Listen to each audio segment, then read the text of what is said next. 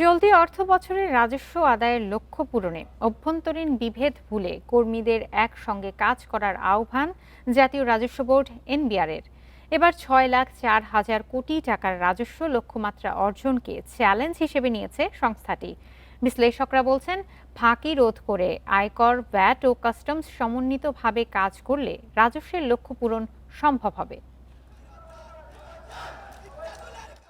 ২০২৫ সালের ১২ মে জাতীয় রাজস্ব বোর্ড এনবিআর বিলুপ্ত করে রাজস্ব নীতি ও ব্যবস্থাপনা এ দুটি বিভাগ আলাদা করার অধ্যাদেশ জারি করা হয়।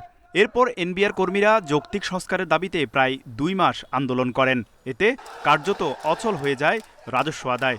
আন্দোলন স্থগিত হওয়ার পর প্রায় শতাধিক কর্মকর্তা কর্মচারীকে দেওয়া হয় শাস্তিমূলক ব্যবস্থা। পরে সাবেক চেয়ারম্যান আব্দুর রহমান খানের কাছে নিঃশর্ত ক্ষমা চাইলে তাদের লঘুদণ্ড দিয়ে ধাপে ধাপে শাস্তি তুলে নেওয়া হয়।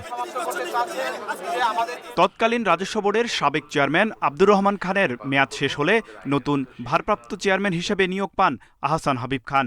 সরকারের ৬,০৪,০০০ কোটি টাকা রাজস্ব আদায়ের ভার এখন নতুন চেয়ারম্যানের ওপর।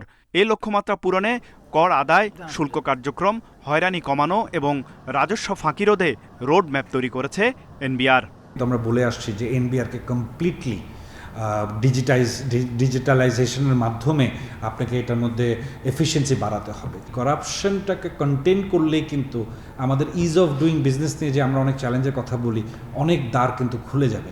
চলতি অর্থবছরে রাজস্ব লক্ষ্য পূরণে প্রযুক্তি নির্ভর ব্যবস্থাপনা ও সমন্বিত প্রচেষ্টার উপর গুরুত্ব এনবিআর-এর। বিশ্লেষকরা বলছেন, শুধু আদায়ের চাপ বাড়ালেই হবে না, করের আওতা বাড়ানো, ডিজিটাল সেবা বৃদ্ধি এবং ব্যবসাবান্ধব পরিবেশ নিশ্চিত করা গেলে লক্ষ্যমাত্রা অর্জন সহজ হবে।